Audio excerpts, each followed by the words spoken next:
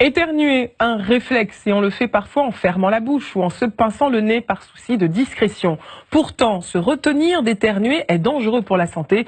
C'est ce que révèle une étude britannique qui cite le cas d'un homme qui s'est retrouvé aux urgences avec le cou gonflé après un simple éternuement.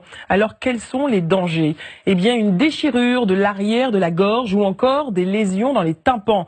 Voilà ce qui peut arriver à ceux qui tentent de bloquer leur éternuement en se bouchant le nez et la bouche. C'est la pression de l'air contenu dans notre organisme qui provoque ces effets. Cet air, resté emprisonné dans la poitrine, peut également déclencher jusqu'à un décollement des poumons, voire, dans des cas très rares, une rupture d'anévrisme, c'est-à-dire une hémorragie interne. Alors à quoi sert d'éternuer? Eh bien l'éternuement a une fonction simple, nettoyer le nez de tous les intrus qui s'y trouvent.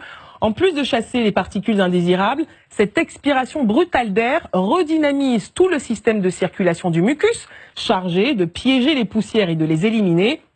En résumé, laissez-vous éternuer et veillez à le faire dans le creux du coude pour empêcher les virus de se propager. Les micro-éclaboussures remplies d'agents pathogènes peuvent en effet être expulsés jusqu'à 7 mètres de distance et à une vitesse de 200 km/h.